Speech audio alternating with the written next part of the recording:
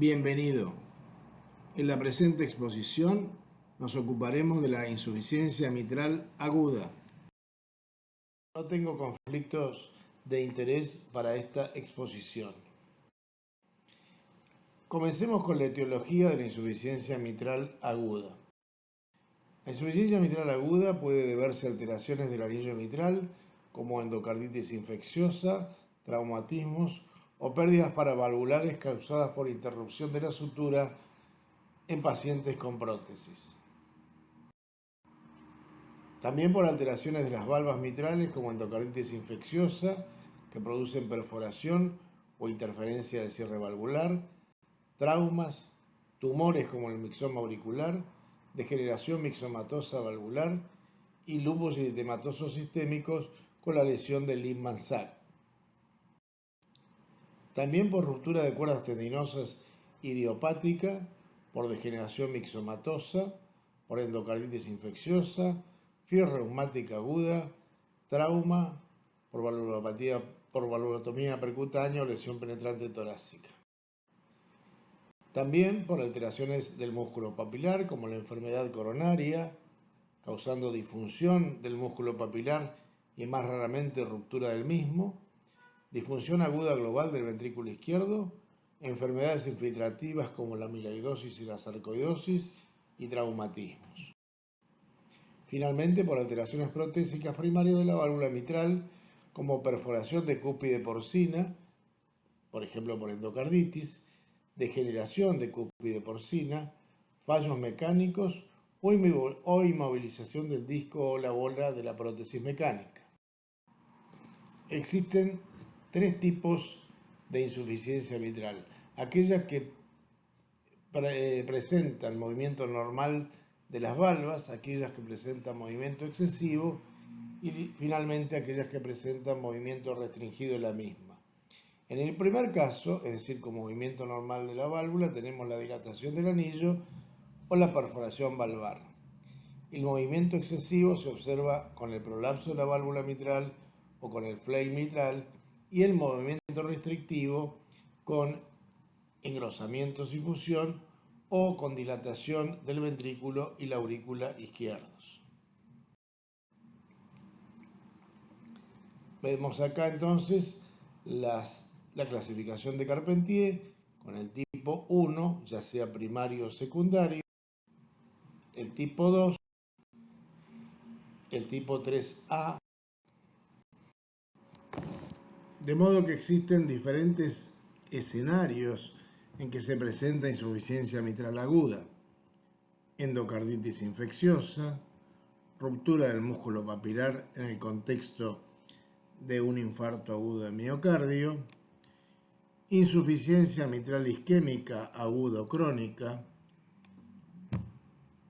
enfermedad de Takotsubo y más raramente en relación a dispositivos intraventriculares. Una situación bastante frecuente son las insuficiencias mitrales relacionadas con alteraciones de la aurícula izquierda.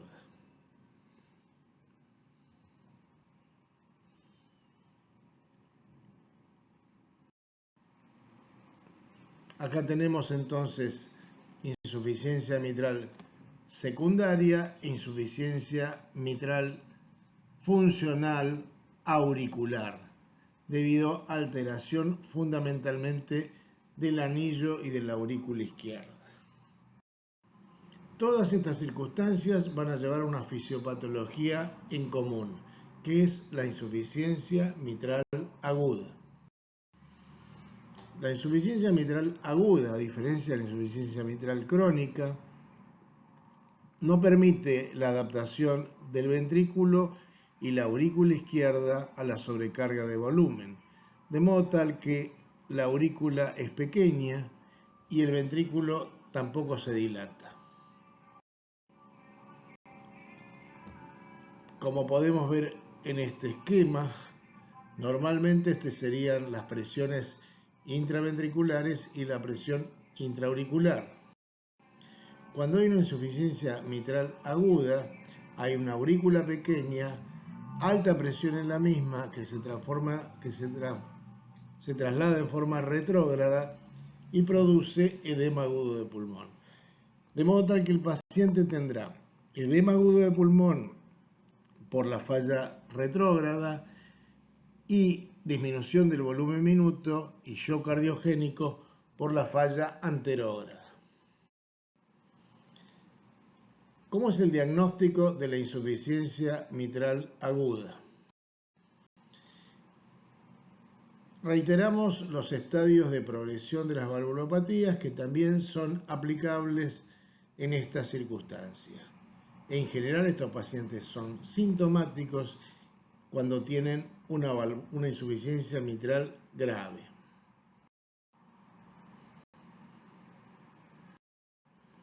Raramente se presenta como una valvulopatía progresiva, leve o moderada en pacientes asintomáticos. El paciente sintomático con una valvulopatía grave debe ser intervenido inmediatamente. Veamos el diagnóstico mediante la anamnesis y el examen físico. En la anamnesis, el comienzo de la enfermedad es brusco, hay disnea grave, incluso edema agudo de pulmón, hipotensión, shock cardiogénico, puede haber angina de pecho o dolor precordial cuando ocurre en el contexto de un síndrome coronario agudo, edema agudo de pulmón, generalmente grave.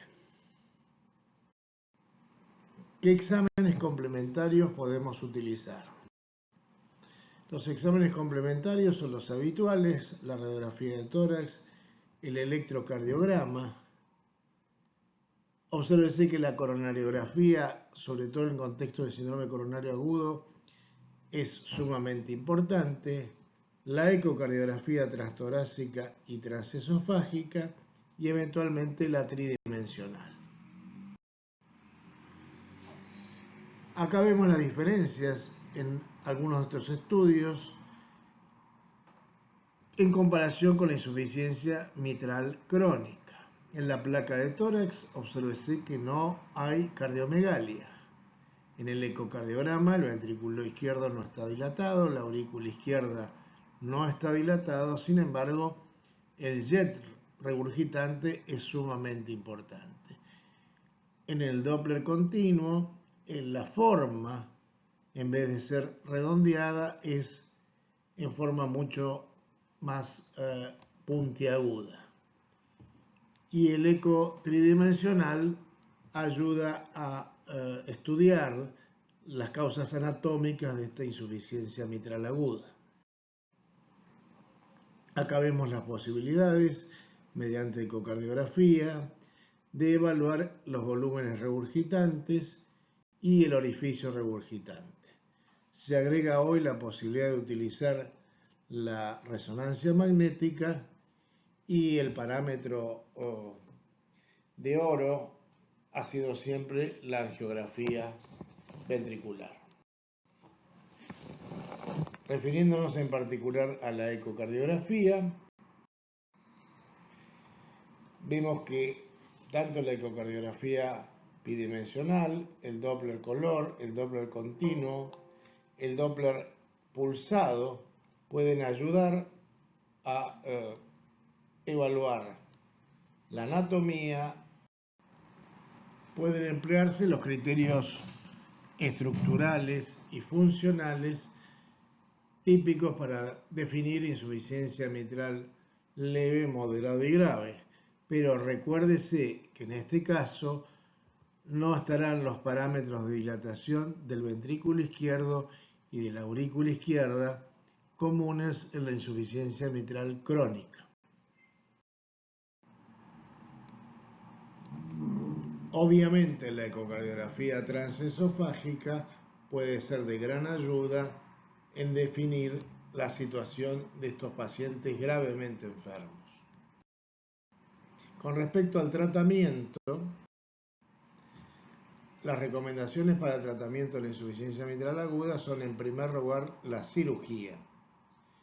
Eventualmente se podrán usar nitratos, diuréticos, nitroprusiato, inotrópicos o balón intraórtico de contrapulsación para tratar de estabilizar al paciente y enviarlo en las mejores condiciones a la cirugía de urgencia, que es lo único que puede salvarle la vida. La cirugía podrá ser una plástica mitral o la colocación de una prótesis mecánica o biológica. Acá vemos un algoritmo sobre cómo manejar un paciente con insuficiencia mitral agudo de origen isquémico. Si hubiese ruptura del músculo papilar, tiene que ir a la cirugía de reemplazo valvular de emergencia. Si no lo hubiese, hay que distinguir si la insuficiencia mitral es grave o moderada o leve a moderada. Si es leve o moderada, puede recibir tratamiento médico. Si es moderada a grave o grave directamente, requiere el reemplazo valvular mitral y probablemente la revascularización. Es interesante señalar que en algunos casos la insuficiencia mitral se debe a la enfermedad coronaria. Obsérvese en este ejemplo una insuficiencia mitral grave antes de realizarse una angioplastia coronaria que se resuelve 2 días después de realizada una angioplastia. Es decir, que en los casos en que no hay ruptura del músculo papilar, hay que considerar la posibilidad de que la isquemia esté jugando un rol significativo. Con esto damos por finalizada esta exposición. Esperamos que haya sido de su interés y les agradecemos que nos acompañen. Muchas gracias.